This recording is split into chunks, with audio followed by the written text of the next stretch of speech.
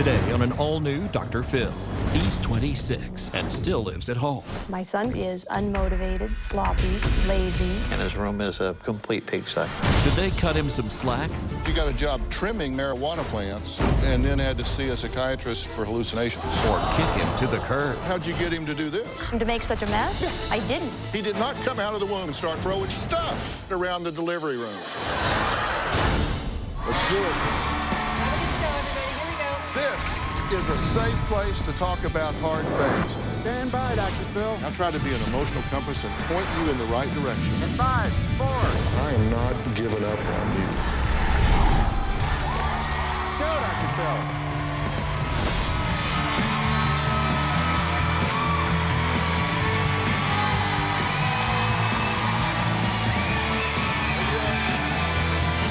Hey guys, how are you? All right, now my guest today has had 9 jobs, been fired from at least 4, quit the others, has been out of work for months at a time, and barely makes minimum wage. Other than that, he's got it going on.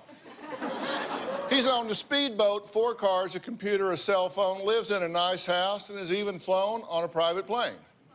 How does he afford all of this? Well, take a guess.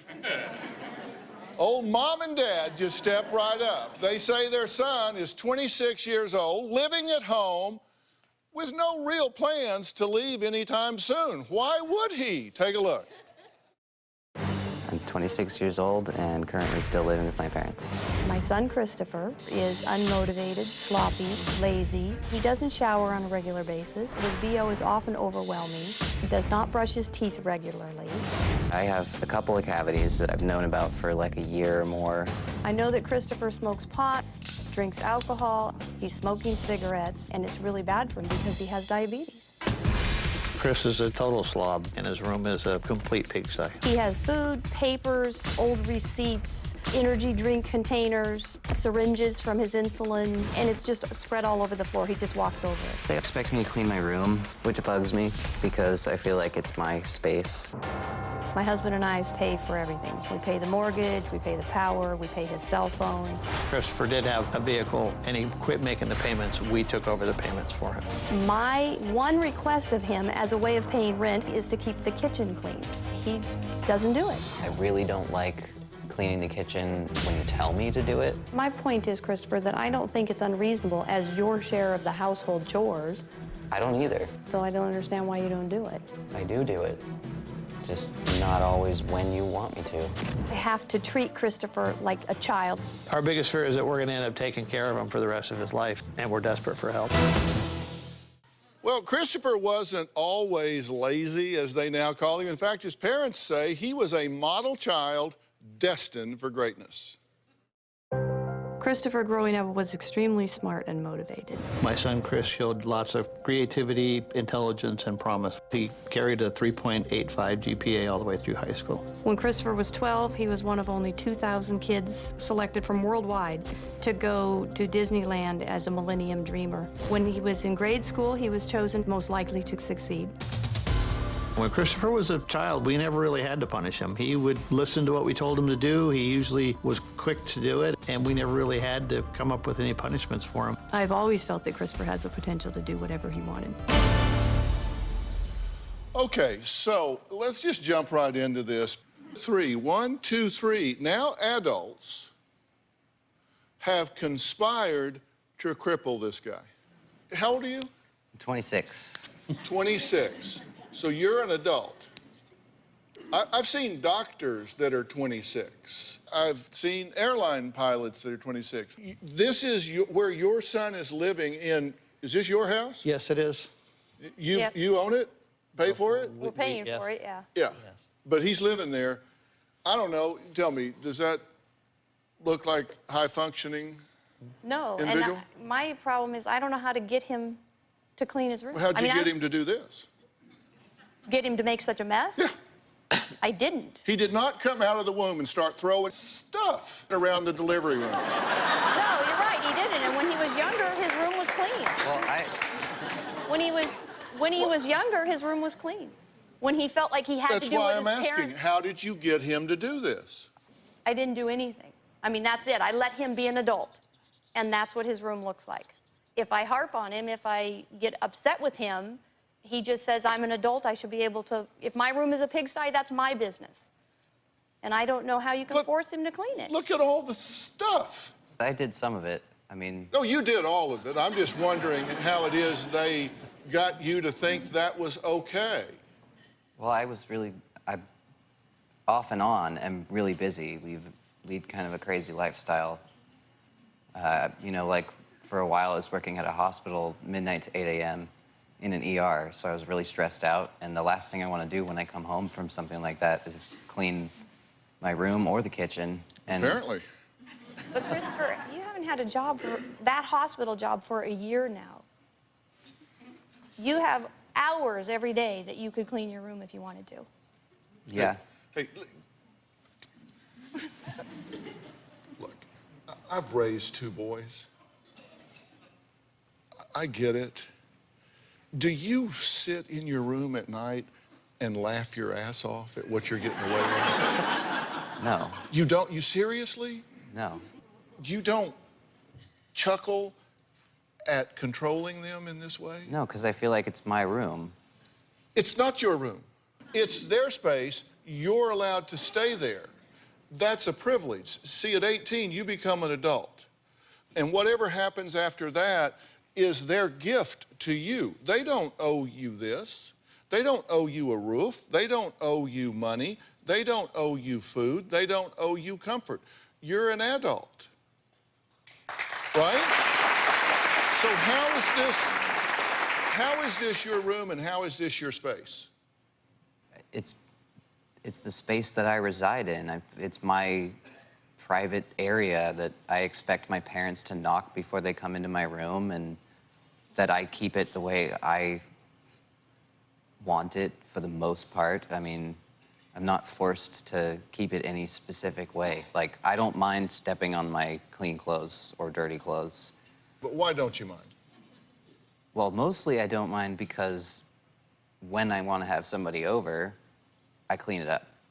He never cleans it up.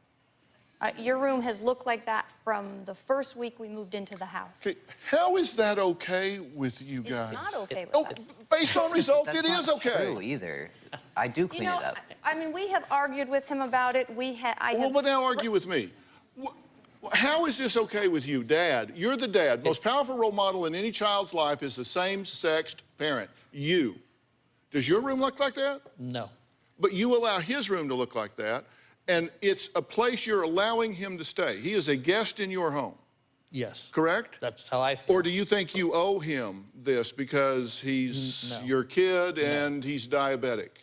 I don't feel that we owe him that, but we're kind of at a loss.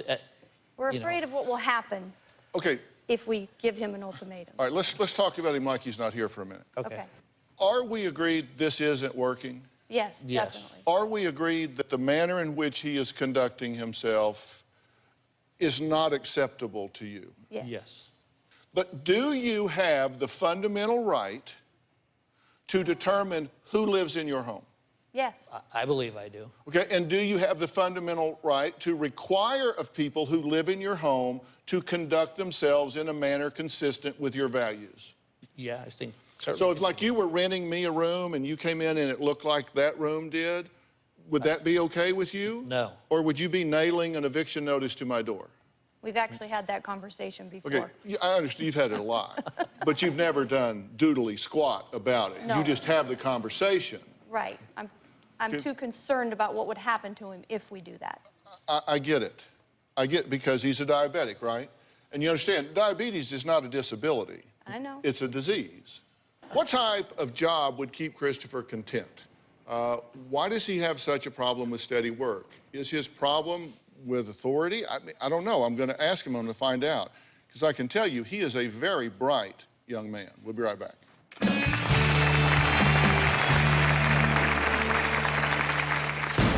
I've had 9 different jobs. I've been fired from 4 of them. The first job I was fired from, they told me I wasn't working hard enough, which just didn't make any sense. The hospital fired me for waking up late. They treat attendance fairly seriously. At an ER, yeah. Monday on an all-new Dr. Phil. From fairy tale He was my Prince Charming. to nightmare, He rips my will to live from me. with so much resentment He says his biggest regret is he ever got you pregnant. and hostility, This isn't a one-side beatdown because you can yell and swear with the best of them. can there be a happy ending? I don't know what the right choice is. How about you kick him to the curb?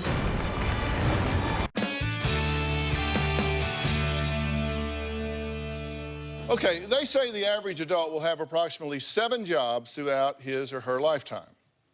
Christopher has already blown through 9 jobs, the ones that he can remember. Let's hear how.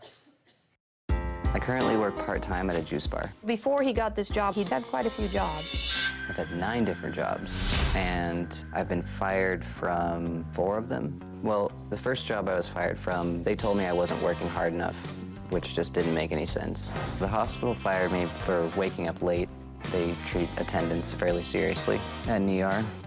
Best Buy, I had some weird conflict with a supervisor, and then the casino just didn't work out, and I pretty much let myself get fired. To my knowledge, Christopher usually gets fired because he doesn't show up for work on time. Well, although Christopher says he'd like a full-time job, he's not as eager to take extra work at the juice bar. I work about 3 days a week, 6-hour shifts. When they called the other day and asked you to pick up another shift, why didn't you take it? I need to be able to prepare because I don't want to change what I'm doing right now on the fly. What are you doing that's so important that you can't pick up another shift to make more money? Recovering, taking care of myself. Recovering from? From the last couple of days of stress. So what's stressing you that you have to recover from? Work? Work and crashing my car. Falling, getting hurt. Crashing your car and falling and getting hurt all happened a long time ago. Right, so I rolled my car across the freeway at 65 miles an hour, and that was after getting fired from a job and a couple of days of stress. Well, that was 2011. Yeah. Christopher says he's still recovering from what he's now describing, although it happened, I guess, coming up on 3 years ago now on a road trip to Mexico. Take a look.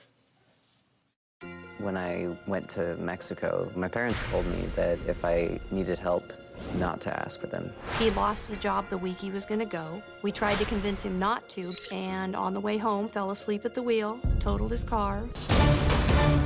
Went off the side of the freeway, rolled and spun, and then called my parents and basically begged my parents to help me, and they transferred $300 to my credit card. We had to buy him a bus ticket, and then we had friends in Arizona who have a small plane, so they put him on their plane and flew him up to Sacramento, and my husband had to drive over there and pick him up. Even though they said they wouldn't help me, they did come through. They give me some idle threats, and they don't usually follow through with them. Well, your mom says you sit around and smoke pot and drink alcohol. That's not true. That is true. I mean, I could tell you how many times. She says your friends are guys who live on other friends' couches and party all the time and live on marijuana cards. That's not true either. They have their own places for the most part. I mean, She says you got a job trimming marijuana plants and then had to see a psychiatrist for hallucinations.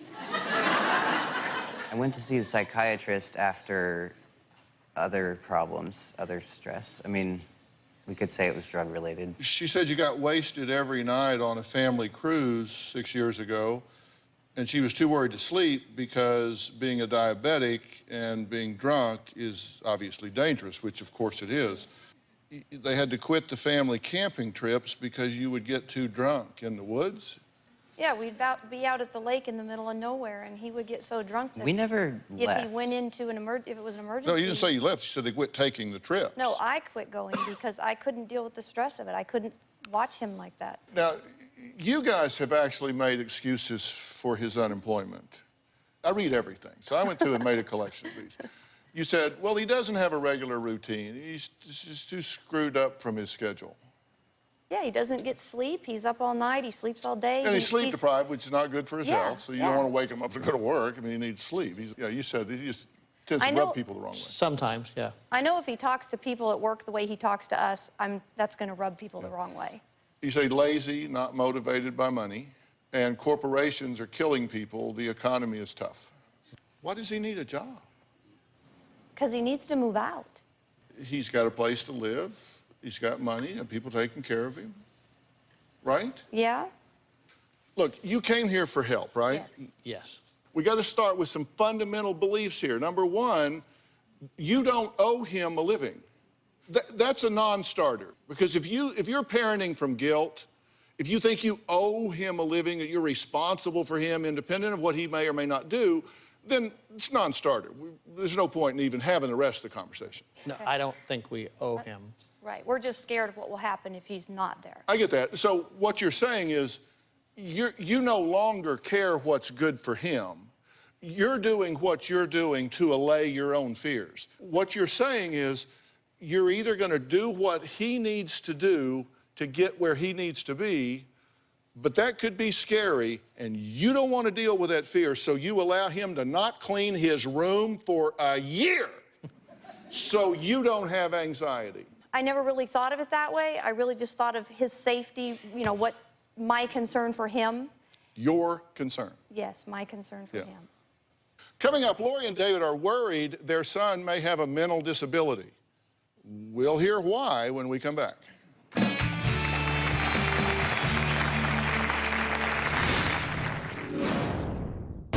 Paramedics have had to come to my home because of my diabetes at least 5 or 6 times. He's convulsing on the floor. He's foaming at the mouth. I mean, it's terrifying.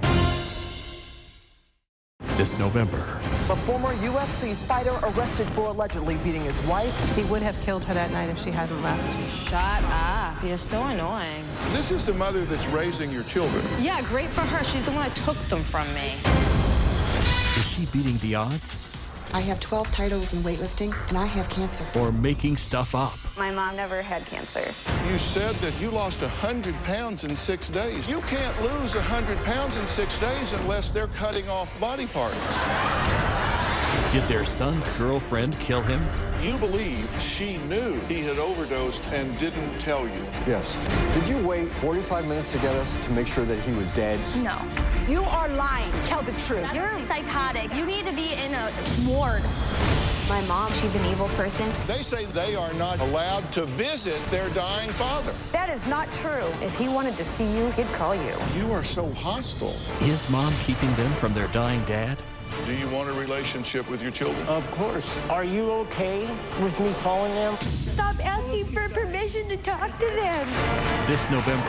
Christopher's the oldest of 3 children. My daughter, who's 25, Alex, she goes to school full-time and works part-time. My daughter, Jessie, is a baker. They both moved out of the house when they were about 18. But because of the diabetes, my wife did devote more attention to him. My son, Chris, suddenly was the center of attention for my entire family. I don't know why Christopher is different than my daughters. I don't know. Well, Lori says despite raising her 3 children the same, Christopher's diabetes has always made him special. I'm supposed to check my blood sugar roughly 4 times a day, and I actually check my blood sugar less than once a day. There are days where I don't check my blood sugar. Christopher has had several seizures because he doesn't monitor his blood sugar well. Paramedics have had to come to my home because of my diabetes at least 5 or 6 times. He had a seizure the morning of my daughter's wedding. He's convulsing on the floor. He's foaming at the mouth. I mean, it's terrifying, but that didn't stop him from going out that night and getting totally drunk. After he's had one of those seizures, he doesn't remember it even happening. Because he's not taking care of himself. If we weren't there, I feel like he would end up dead in a ditch somewhere or something. Well, Lori and David worry so much about Christopher's diabetes, they wonder if his seizures have actually caused him to be mentally disabled. I do have concerns that Christopher's diabetic seizures have affected him mentally. Every time someone goes into insulin shock, it's a lack of oxygen to the brain. He seems lazy and unmotivated, but he could have a serious mental issue that is undiagnosed. At one point, he came home one day, was kind of paranoid. He had some kind of psychotic break. He was spending a lot of time talking about patterns. So then this whole panic thing came up about, oh my God, is he schizophrenic? I would get really excited about seeing patterns in information that other people would see as meaningless. I also learned that I've been tripping myself out by taking drugs. He used to be a fun, outgoing kid who had a lot of friends, and now he's socially awkward. So it makes sense to me that something might be wrong mentally. Okay, now, you did hear him say that he's not even managing his own diabetes, right? Right. Yes. Right, you said you're supposed to check your blood sugar 4 times a day. You said you check it less than once. Yeah, I don't check it as often as other people tell me I should. Okay, so... But I am in good control. But he's not even doing that. Right. And you're saying we can't put him out of the house. He's diabetic, right? That's our fear. Well, I mean, come on, listen. There have been a lot of people with diabetes that seem to get along fairly okay. Right. Here's a few. Jackie Robinson, Mary Tyler Moore, Chris Dudley, NBA player, Thomas Edison, Nick Jonas, Brett Michaels, Halle Berry, David Crosby. Right, I know there's lots of Oh, diabetics there's that one take care of more. themselves. There's one more on the list. Dr. Didn't know Phil. that. Didn't know that, Dr. Phil.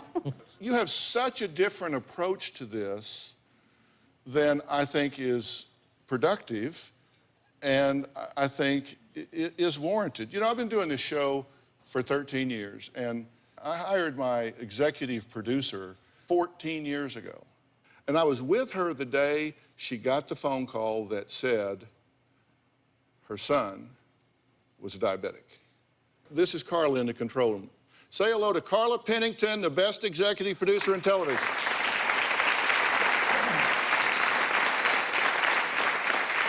So Carla is a diabetic mother to a diabetic mother. What are you hearing and seeing? How did you respond to this? You remember I was with you the moment you got the call.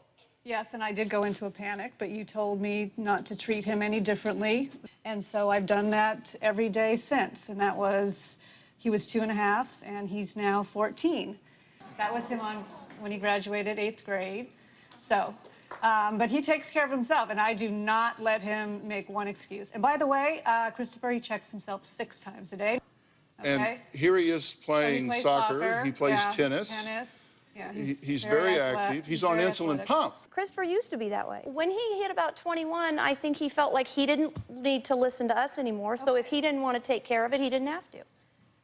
Well, I kind of resented sometimes my mom trying to force me to check my blood sugar at a specific point. Like, she wanted me to check my blood sugar before I went to bed every night, and then sometimes she would wake me up in the middle of the night to have me check my blood sugar. And I would say to Lori's credit that when he was first diagnosed with diabetes, we did try to not treat him differently. It became a big deal, but we really did try to treat them all the same and raise them all 3 of our children. I'm not saying don't pretend that the disease doesn't exist, because it certainly does, and it no. needs to be acknowledged. I mean, in fact, I've put together a graphic for everybody at home to look at, the steps that carefully describe what you should do. I mean, parents should start their education immediately, take some time to get used to this, encourage self-care, but don't be a pest. Make changes together, set small goals, work with the diabetes care team, and find support for yourself. We'll have a link to this on our website so people can click on it and read what's under those things. But the point is, diabetes is a disease. It's not a disability. It's not an excuse. It's not a reason to not require someone to do everything that they're capable of. Tell me what diabetes has to do with cleaning up a room. It has nothing to What do does it with have to do with brushing teeth? It has nothing to do with it. The only What does it have to do with taking a shower? Nothing. And so those things just aren't being done. So it doesn't have anything to do with the diabetes, right? No, the only thing that has to do with the diabetes is being afraid of what will happen to him if we just boot him out the door. Well, But I understand you're that. not making and him if check his blood sugar. So what's the point of him being at your house? I'm sorry to interrupt. You know No, what? go ahead. We have had that No. conversation exactly. It used to be I felt good that he was living at home because I could go in there and check his blood sugar. But you don't. But now he doesn't. But he doesn't let you. He so doesn't what's let the me. point? Right. Bye-bye, Christopher. I mean, this is a diabetic mother to a diabetic mother. She's saying you want him home so he'll do all the things he needs to do, and he's not doing them at home. It used to be he did do it if I wanted him to. Now he doesn't. Well, we're past that then. Yes. All right, Carla, thank you. Sorry to interrupt. No, you're not interrupting.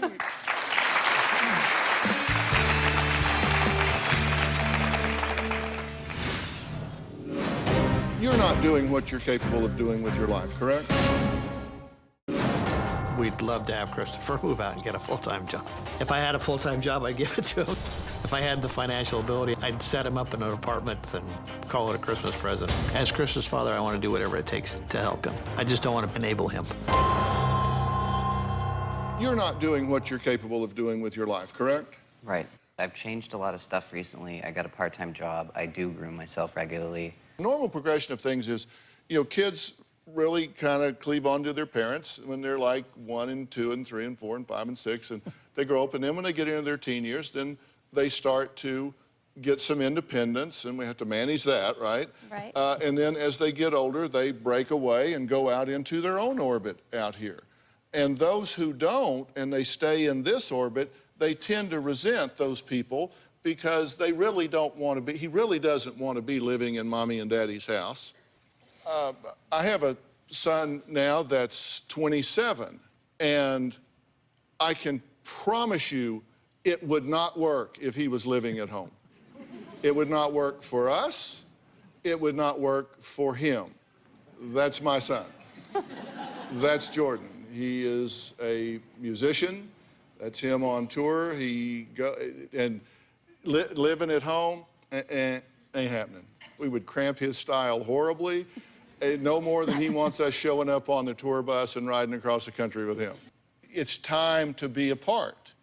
Adults split off and be apart. And that's how we feel. Do you agree with that? Yes. Yes. Okay, Totally. so here's what, let's talk about what we can agree on before the break. Okay. The three of us agree that you don't want to be living at home. You prefer to live on your own, right? Yeah. You agree with that? In the perfect world, your son would not be living with you at 26. Right. Definitely. Definitely. You agree with that? Definitely. So we're agreed that that's right. Okay. And we've also agreed earlier that if someone is going to live in your house for any period of time, that they adhere to the house rules because they're a guest. Right. So we've agreed he shouldn't be there, and that if under some circumstance he is there, that he should follow the rules of the home in which he is a guest. All right, what will it take to motivate Christopher to move? We'll be right back.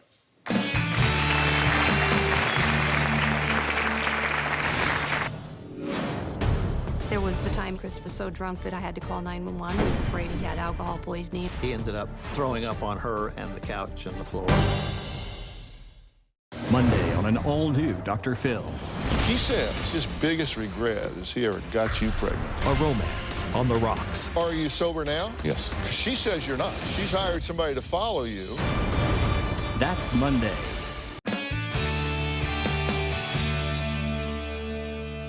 Well, Christopher's parents say they want to help their son, not hurt him. But it sounds like Christopher isn't doing as much as they think is reasonable to help himself. In the past, I've seen Christopher drunk several times. One time he came home drunk and ripped the towel rack out of the bathroom. There was the time he was so drunk that I had to call 911. We were afraid he had alcohol poisoning. He was very incoherent. My wife was trying to hold him up because he couldn't hold himself up. He ended up throwing up on her and the couch and the floor. I was probably drinking every weekend, and I didn't really think it was a problem until I got a DUI. He's been drunk enough at camping with the family that I no longer go camping with the family if he's there. He's drank excessively at family gatherings, at my daughter's wedding, on our trip to Mexico.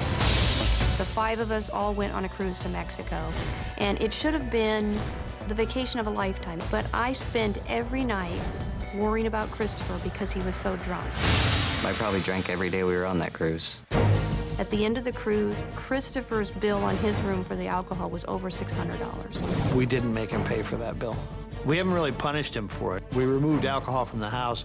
We don't enable him. We don't buy him alcohol in any of those occasions. We do rely on Christopher to make his own limits with alcohol. I'm not going to say you need to go home and kick him to the curb today. Okay, aren't you glad? Yes. Not that you would have done it anyway. But I'm saying that you do need to set up a timeline. The difference between a goal and a dream, you dream of him being out on his own and being healthy. You got to set up for like 30 days here. And during that time, he needs to clean that room and clean his space and respect that house. And if he doesn't, then he chooses to move earlier than the 30 days. That's up to him. You go home and shovel that place out. I would, if need be, I would go home, get everything out of that room that's still there. If he doesn't clean it up, it goes in the dumpster. Okay. It's gone. Okay? Then I'd tear the carpet up there and just leave concrete. I'm sure it looks nice under there. And for that 30 days, you can put a mattress on the concrete and a blanket and a pillow, and that's it. He's not entitled to television and video games and all of this kind of stuff. If he doesn't follow the rules of the house, then you go to the bare minimums here. I'm going to offer to get a life coach for him and a family therapist for you to understand what you need to do to move forward here. He needs a plan and accountability to somebody besides the two of you in making that plan work. If you don't have a job, your job is getting a job. And if you have a part-time job and you work 20 hours a week, then your other 20 or 30 hours a week is spent finding a job that will be full-time. You have to begin to behave your way to success. The difference between winners and losers is winners do things losers don't want to do. Entitlement is crippling this country. He needs a plan to get out of this house, and he needs help to do that.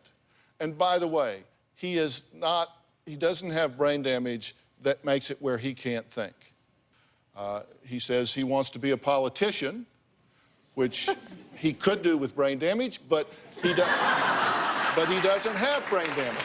But he does like to debate. Huh? He does like to debate. Right.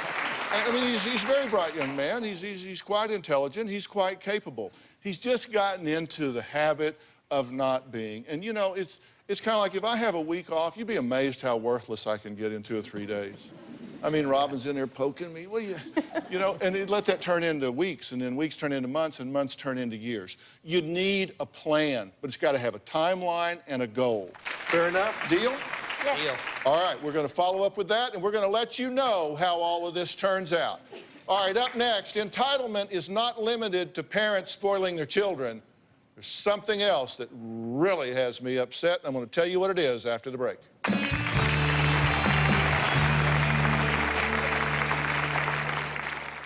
Breaking news, several Sayreville High School students are arrested and charged in a hazing scandal. Students, all football players, were charged Friday with sexually assaulting and violating 4 younger teammates in the locker room.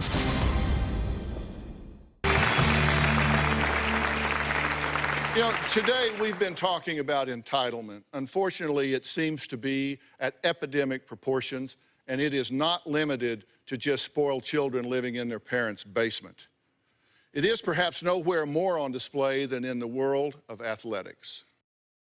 The Tallahassee police give Florida State quarterback Jameis Winston special treatment because of his star status. My client is alleging still that he raped her on December 12, 2012. Patricia Carroll says her client cried because prosecutors announced they would not be filing charges against FSU star quarterback Jameis Winston. I'm not focusing on football. Everything's not about football. Sometimes it's just about rape.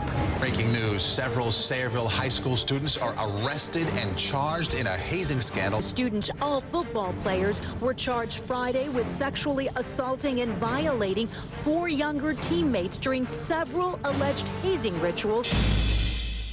We all know what's been going on about players in the NFL, right? But not surprisingly, we are also seeing it at the college level.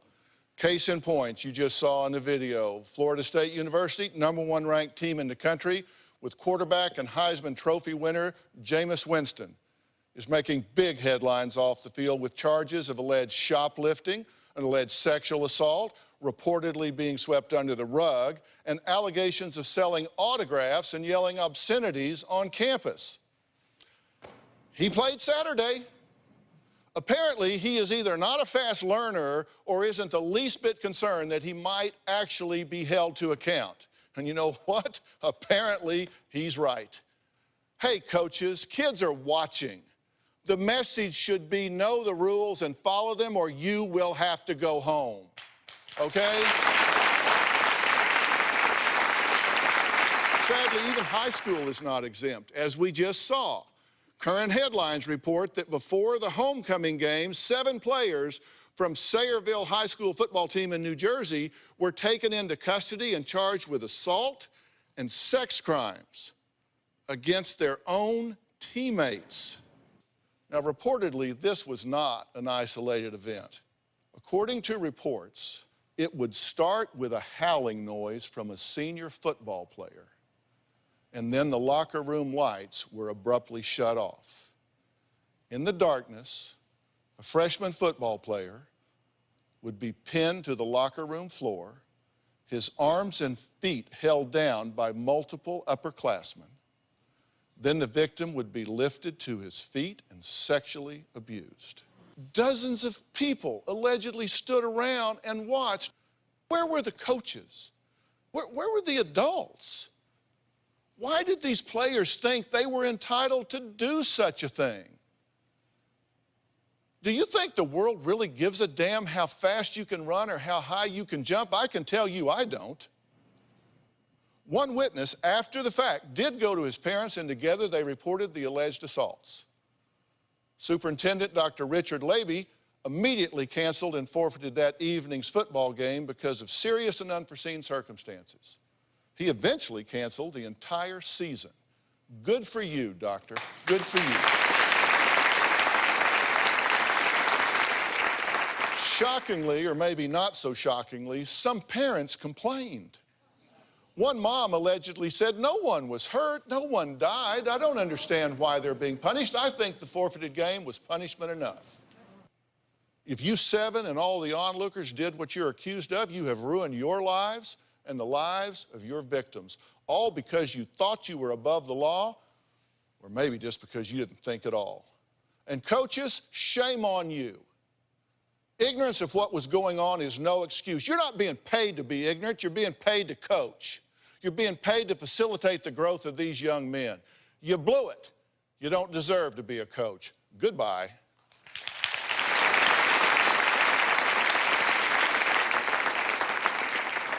Besides the canceled football season, are these kids in any other trouble? We'll talk about that after the break.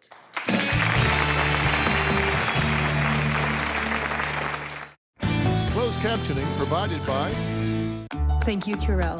Thank you, Curel. Thank you, Curel. Curel Ultra Healing Lotion instantly relieves and prevents dry skin. Your search for dry skin relief is over.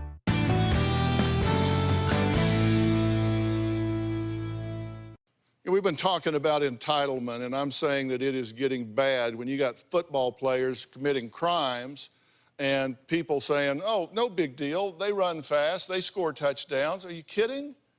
Well, I've invited CNN legal analyst and attorney Sunny Houston to join me via Polycom. Thank you so much, Dr. Phil, for having me. You know this issue is an issue that is very close to my heart. I spent a lot of my prosecutorial career prosecuting child sex crimes, and I think we need to call this Sayreville case what it is. So many people are framing the discussion as a hazing case. We're talking about aggravated sexual assaults that took place over 10 days, and there were 4 different victims. If we weren't talking about this in the context of a football team, we'd be talking about serial rape, and we would all be outraged. Well, Sonny, I'm glad you brought that up about hazing. I played football in grade school, junior high, high school, and college. And I went through hazing. They shaved our heads. We had to wear these goofy-looking beanies. We had to get up at 2 in the morning and do calisthenics in the freezing rain.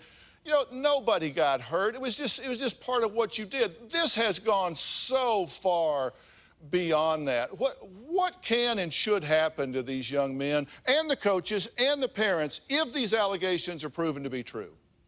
Well, right now we know that 7 of them have been charged with a range of crimes. Their ages 15 to 17. So they're looking at 5 years in prison, Dr. Phil. But the prosecutor looking at this case, if he charges them as adults, they're looking at a lot more time. They're looking at sexual offender registration for the rest of their lives. Where were the coaches? Where were the administrators? If they were in the locker room, then certainly they need to be charged. Even if they weren't in the locker room, that means they were so grossly negligent, in my opinion, that means that they are also responsible for a crime. It was just a few days ago, I was looking at a great picture of a great young man that is your son in football gear. Yeah. What would you be saying and doing if your son came home and had been subjected to this? Certainly, we would be at the police station reporting it. We would also be reporting the coaches. We would be reporting the administrators. And I would be speaking to the other parents, my fellow parents. Well said. And look, this is a teachable moment. We need to be teaching these kids that rules apply. And, you know, that's just the difference between stupidity and genius. Stupidity has no limits. Genius does. And this is the stupidest thing I can imagine. Sonny, I know you've been talking about this on CNN and are going to continue to. Yeah. Let's stay in touch about this, and we'll support each other as we raise hell about this happening and see if we can't stop it. Thank you so much for being here. Thank you. All right, I want to thank all of my guests today. A special thanks to Sonny. We'll see you next time. So long.